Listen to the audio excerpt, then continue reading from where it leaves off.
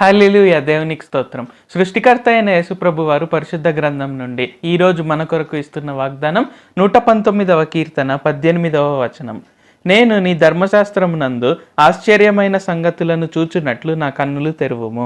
So ఈరోజు వాగ్దానం కనుక చూసుకున్నట్లయితే మనం చదివే పరిశుద్ధ గ్రంథంలో చాలా ఆశ్చర్యకరమైన సంగతులు ఉంటాయన్నమాట. సో ఇక్కడ ఏంటంటే పరిశుద్ధ గ్రంథంలో మనం ఏ వచనం చూసుకున్నా, లేకుంటే ఏ అధ్యాయం చూసుకున్నా, ఏ పుస్తకం చూసుకున్నా అది మనుషుల ఆలోచన చొప్పున రాసింది కాదంటే వాళ్ళగా ఏదో ఒకటి ఆలోచించి ఇలాగ జరుగుండొచ్చు, ఇలాగ జరిగిందేమో అని ఏదో ఒక ఫెయిరీ టేల్ లాగా రాసిన పుస్తకం కాదు. కానీ ఇక్కడ ఏంటంటే ప్రతి ఒక్క పుస్తకం, సో బైబిల్లో ఉన్న ఈ 66 పుస్తకాలు కూడా ఇక్కడ ఏంటంటే దేవుని ఆత్మ ద్వారా రాసిన వారు. సో అందరూ దైవజనులు, ప్రవక్తలు వారందరూ కూడా ఏంటంటే దేవుని ఆత్మ చేత వర్ణింపబడిన వారే ఈ పుస్తకాలన్నీ వ్రాసారు, ఈ వచనాలన్నీ వ్రాసారు అనమాట. కాబట్టి ఇక్కడ ఈ వచనాల్లో చాలా ఆశ్చర్యమైన సంగతులు ఉంటాయి. సో ఇక్కడ దావీదు కూడా గొర్రెల కాపరిగా ఉండే వ్యక్తి ఆశ్చర్యమైన సంగతులను తెలుసుకొని ఇక్కడ ఆయన రాజుగా అయ్యాడు. సో అనేక దేశాలపైన ఆయన విజయాన్ని పొందుకున్నాడు.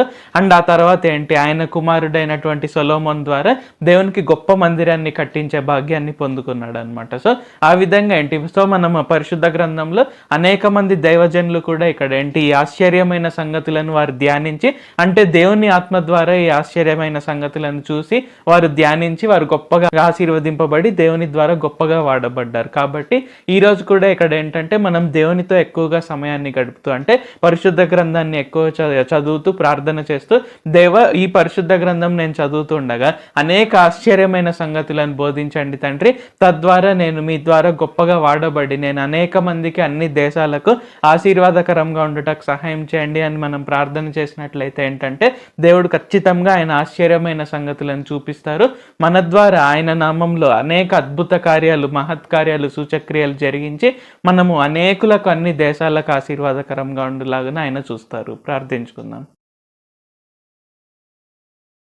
ప్రభువా, దేవా, సర్వాధికారి, మాకు ఇంకొకసారి ప్రార్థించుకునేందుకు అవకాశం ఇచ్చినందుకు వందనాలు తండ్రి. మీరు మా కొరకై చేసిన ప్రతి ఒక్క మేలుని బట్టి మీకు వందనాలు, స్తుతులు, స్తోత్రాలు తండ్రి. ఈరోజు వాగ్దానంని బట్టి వందనాలు తండ్రి. మీ పరిశుద్ధ గ్రంథంలో అనేకమైన ఆశ్చర్య సంగతులు ఉంటాయని మాకు తెలియజేసినందుకు వందనాలు తండ్రి.